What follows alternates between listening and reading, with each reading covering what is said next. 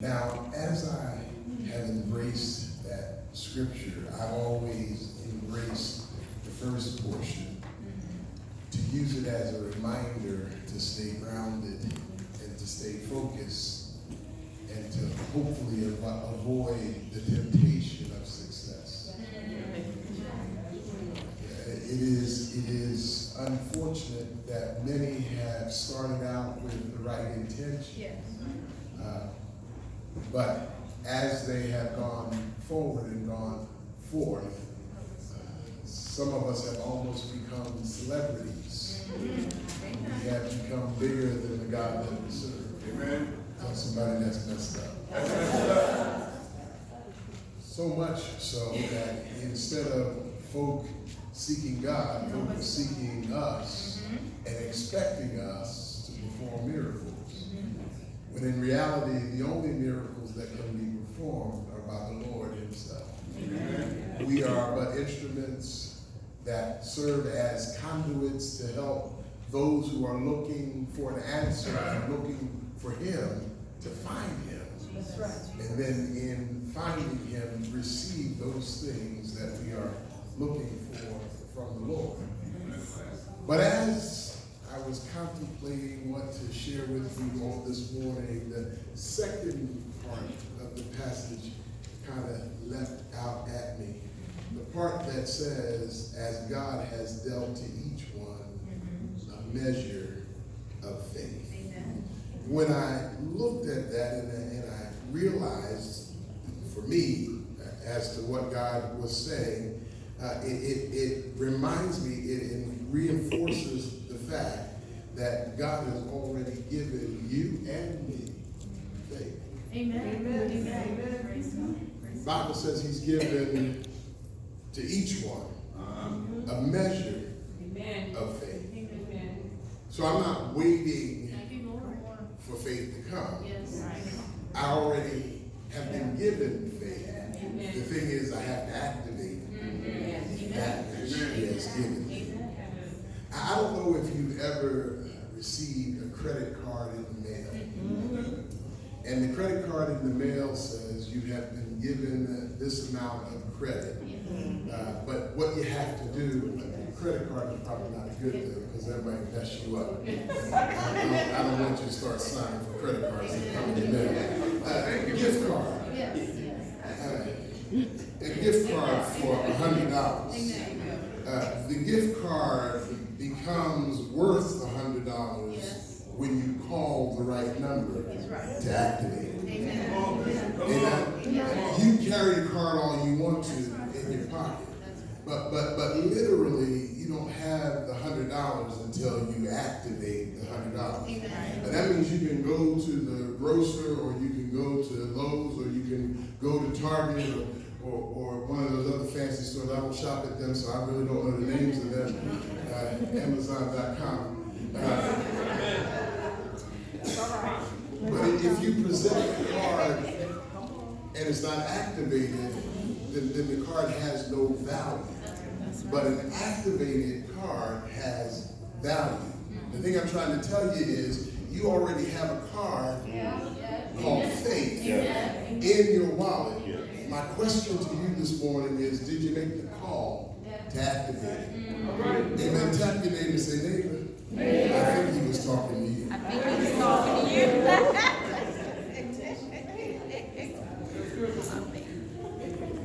The scripture reminds us, it tells us, it says that God has already given me faith. And the faith that he has given me is the faith that I'm going to need to face the challenges of my day. In other words, God has already given me enough faith to succeed and to overcome the things that I am about to face today. When tomorrow comes, because he has already dealt to me, right, a measure of faith. Whatever I face tomorrow, I will have faith for tomorrow, whatever it is that I have to face. I don't have to wait for faith to come because I already have faith. You say, Bishop, where are you going with this? I unfortunately have come to realize and to recognize that folk think that faith is something that they can touch and it's something that they can feel, and they will certainly embrace it when there's nothing going on in their lives. But when trouble comes, they question whether or not they're going to be able to face this because they think they don't have enough faith. Look at your neighbor and say, neighbor, the message this morning is faith for the fire. Turn to somebody else and say, neighbor, just in case you weren't paying attention. The message this morning is faith for the fire. I'm going to find one more person and say, I'm sorry to be in your space, but you need to get this. Faith for the fire.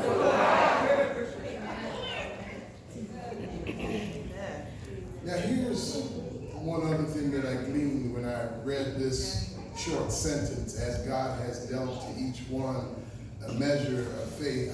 I suddenly saw that if God is dealing to each one a measure of faith, God is customizing the faith that he's given. Amen. To me.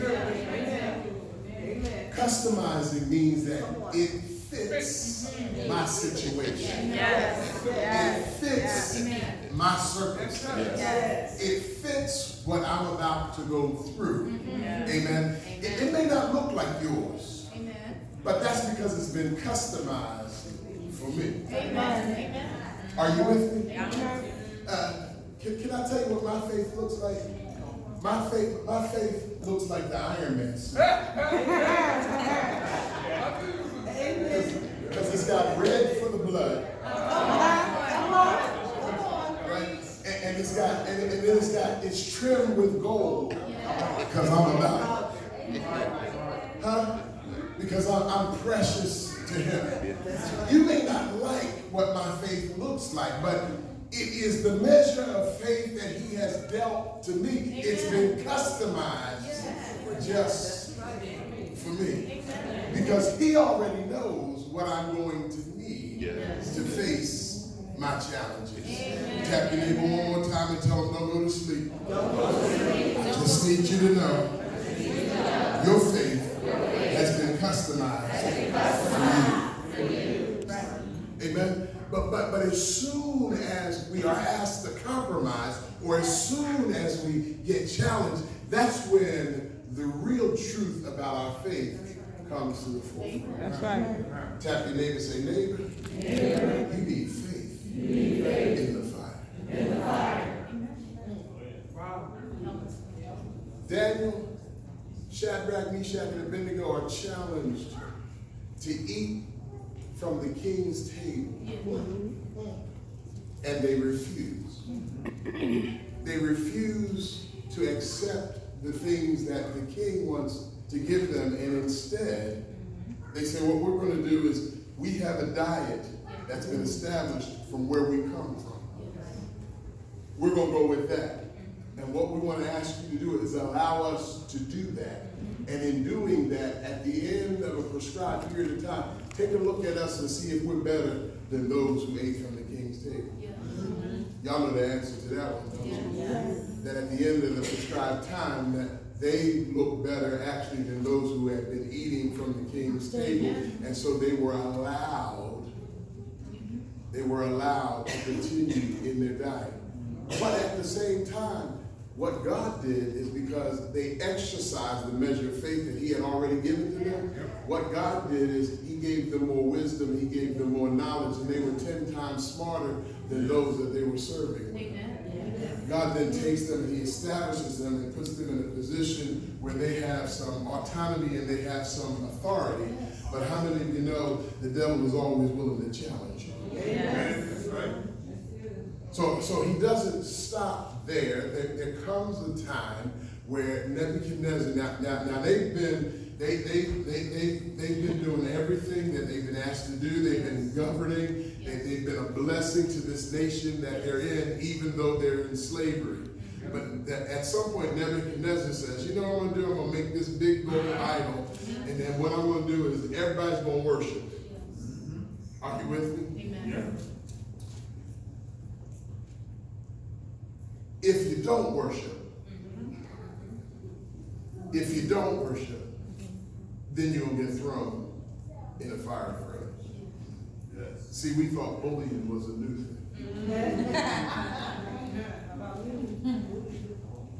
We thought it was something new. Bullies have been around for a long time. In other words, if you don't suppress your will to my will, you're going to get hurt. You might not just get hurt, you might get killed. I'm just seeing if y'all pay attention.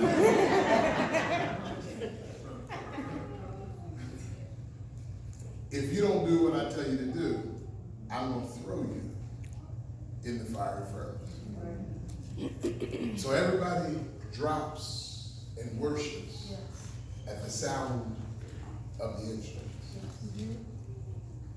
Everybody except for Shadrach, Meshach, and Abednego. Now, when you're trying to do the right thing, and when you're standing against opposition, there's always going to be some snitches.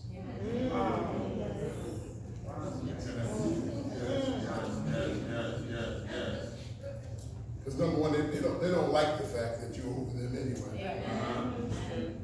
And so they're looking for an opportunity to cause you trouble.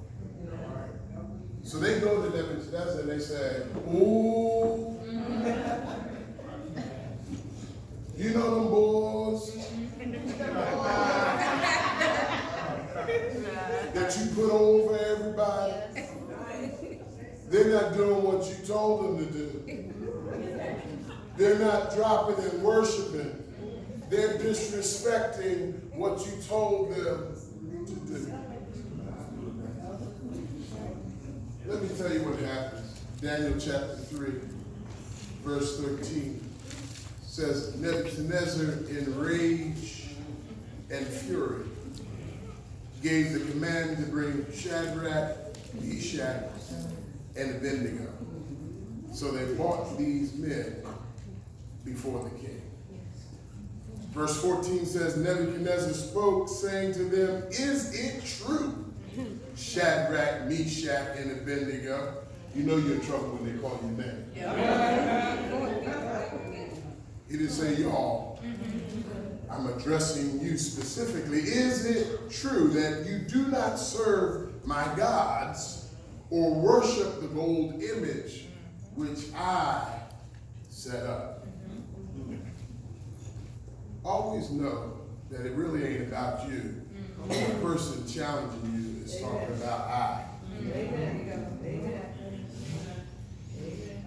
Now, if you are ready, at the time you hear the sound of the horn, the flute, the harp, the lyre, the psaltery, in symphony with all kinds of music, and you fall down and worship the image which I have made good.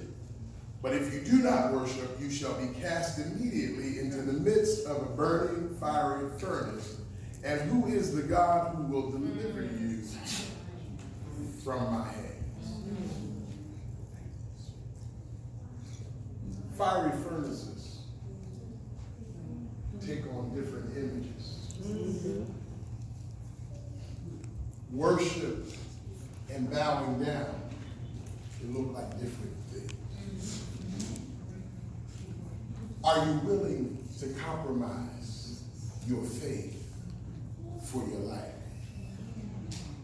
Are you willing to compromise your faith for what I'm about to give you?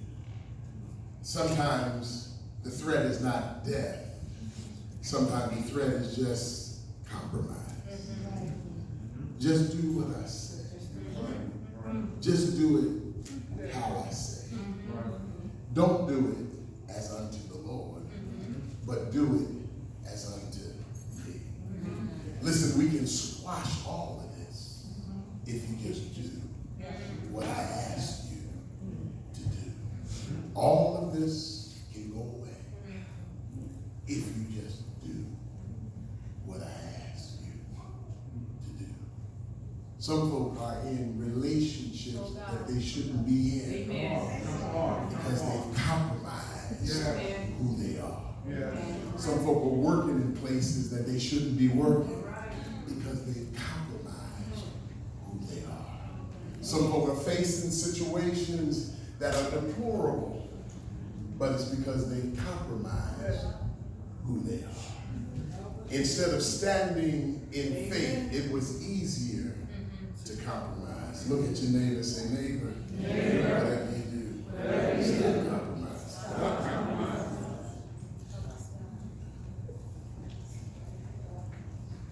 The fear of the fire.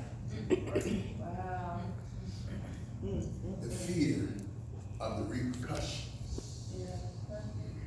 The fear of what they'll say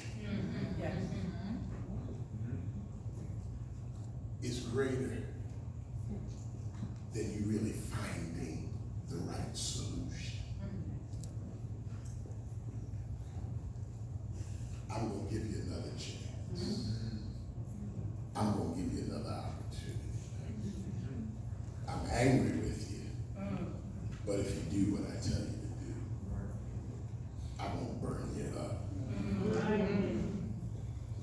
We're looking at the situation and we're thinking to ourselves, it would be better for me to compromise than for me to burn.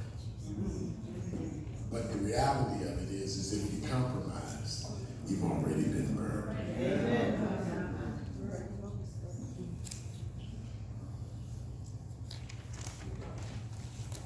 Now, if you're ready, at the time you hear the sound of the horn, the flute, the harp, the lyre, and the psaltery in harmony with all kinds of music, and you fall down and worship the image which I have made, good. But if you do not worship, you shall be cast immediately into the midst of a burning, fiery furnace. And who is the God who will deliver you from my hands?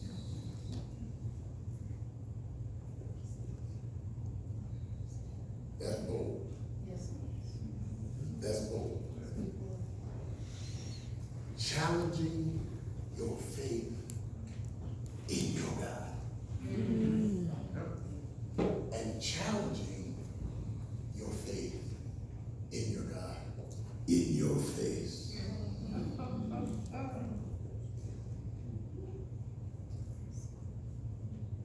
The devil says, if you don't do what I ask you to do, not only am I going to leave you here, but I'm going to make it worse for you. Not understanding that I'm about to be delivered, that I'm about to be set free, that I'm about to be loosed from this bully that has burdened me. Somebody say for way too long. Way too long. Nebuchadnezzar challenges Shadrach, Meshach, and Abednego to answer his question and hear what they said. Verse 16. Shadrach, Meshach, and Abednego answered and said to the king, "Oh, Nebuchadnezzar, yo, bro.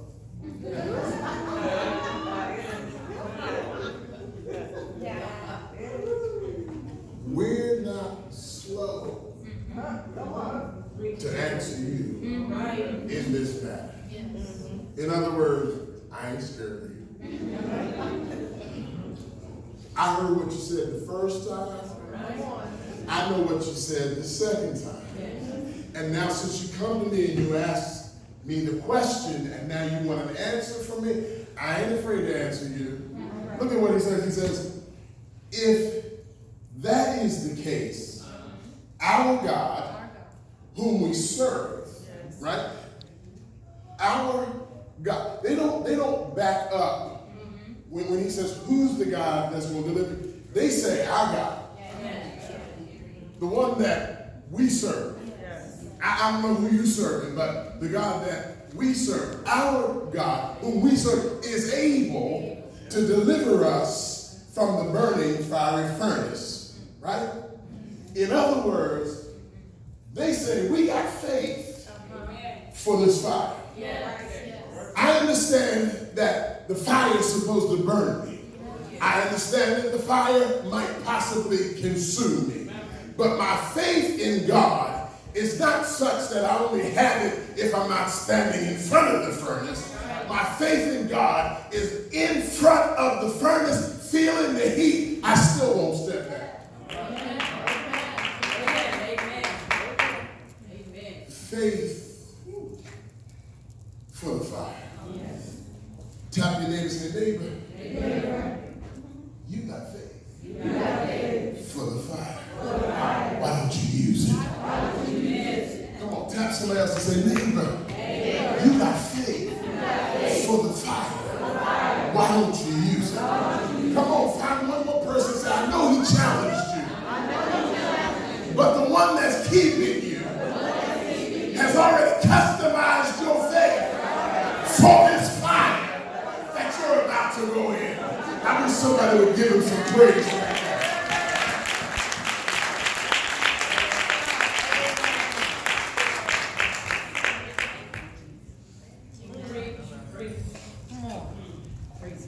They said not only do we have faith that God will deliver us from the fire, let me tell you something else.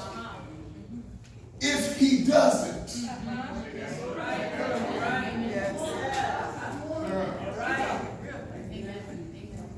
if he doesn't, you got your Bible? You got your Bible?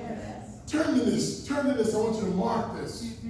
I want you to mark it because this week when you're challenged, I want you to go right here to Daniel chapter 3 in verse 18. Mark it. If not, let it be known to you, O king, that we do not serve your God, nor will we worship the gold image which you have set up.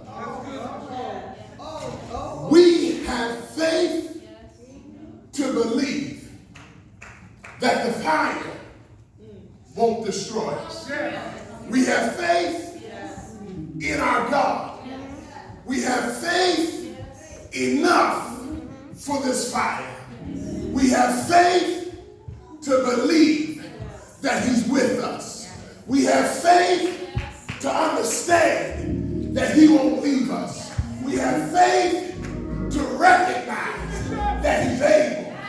But in spite of all of that, even if he doesn't, because our faith is not in the deliverance, our faith is in God. You didn't hear what I just said. I wish you heard what I just said. Your faith can't be in the deliverance, because if you don't get delivered, then your faith runs dry.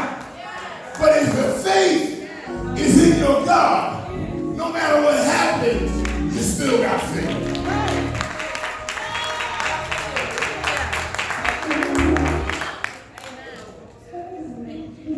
Nebuchadnezzar is mad now. I gave you a second chance, and still you stand in front of me and you disrespect what I told you to do. I didn't just threaten you. I'm going to show you that I'll follow through with what I'm going to do. I'm going to make sure that there's no way that you can escape. Fellas, make that fire 7 times hotter than it needs to be. I don't want no accidents here. I don't want them to accidentally get out. I want this thing to be so hot that when you throw them in,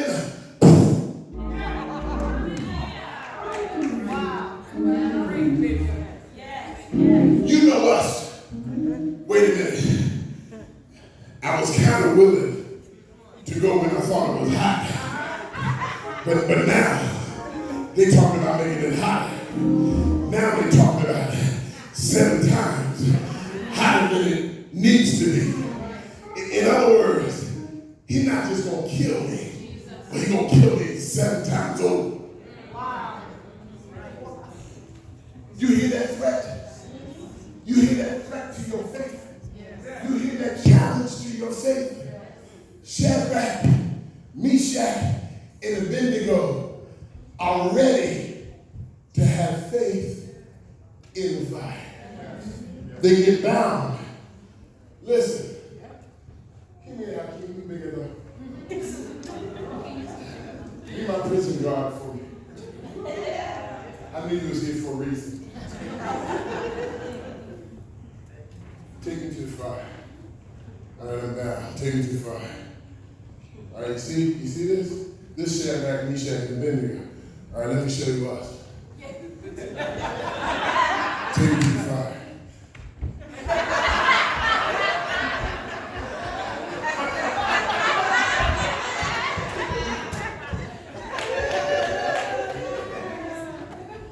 Go sit down.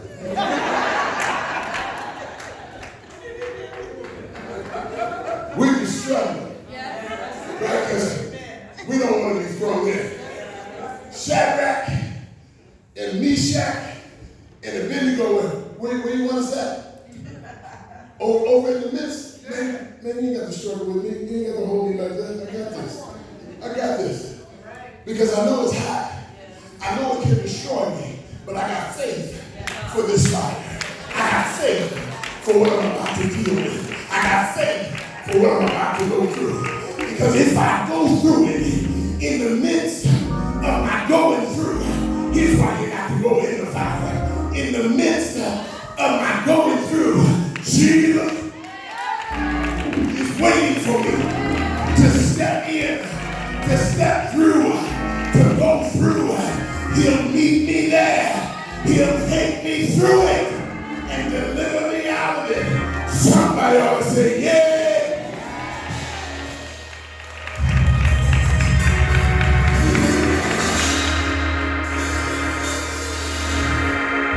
In the midst of your fire, somebody looks and they say, wait a minute. Didn't we throw in 3? But in the midst of what you're going through, I see another one. I see one that looks like the Son of God. The one who said, I'll never leave you. The one who said, I'll never forsake you. The one who said, I'll be with you always.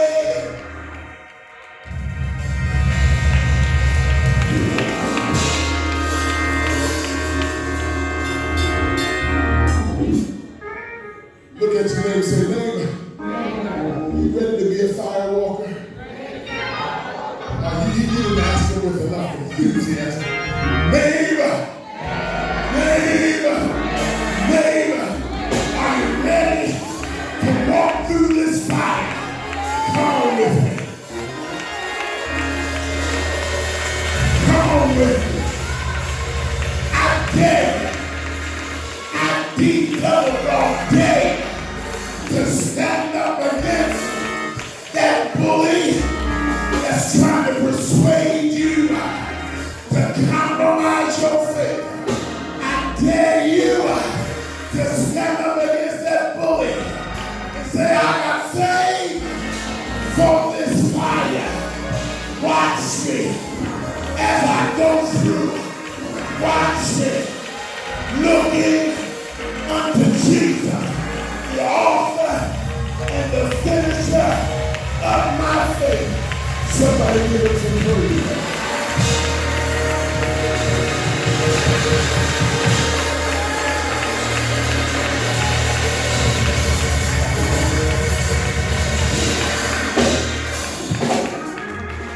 You know what the fire is for? The fire is used on metal when it's too soft. It looks looks like it should be able to stay. It looks like you should be able to use it. But as soon as you apply it to that thing, it breaks because it's too soft. The reason why the Lord allows you to step into the midst of the fire is to toughen you up. It's to harden you. Preparing you for the next thing you have to go through.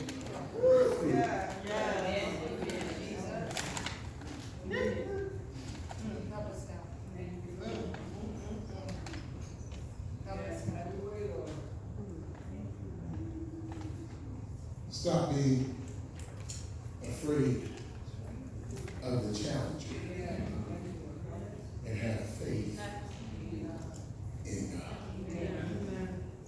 Shadrach, Meshach, and Abednego get in the fire.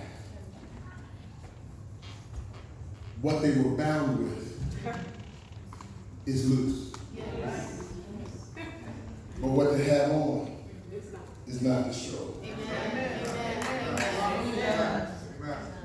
They come out with the garments of praise.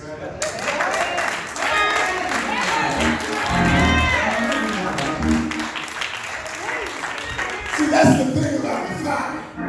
The fire prepares you for the praise. The fire gets you ready for the praise. While you're in the midst of the fire, it might be a little warm. So it might make you start going like this. But that's just your shout. That's just your praise. That's just your practice for what you're about to go through.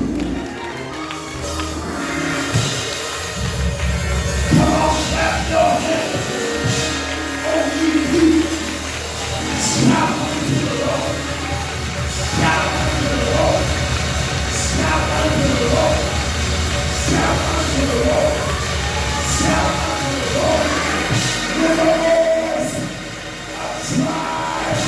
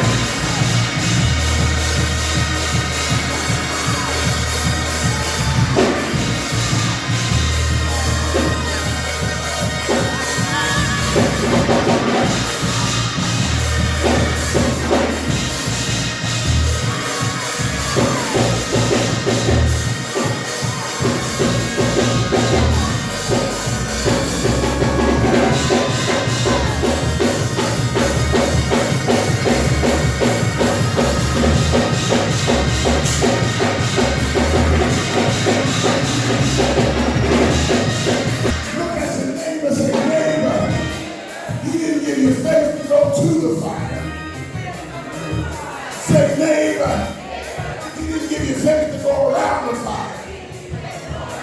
Say, neighbor, he gave you faith in, faith in the fire. Somebody shout, yeah.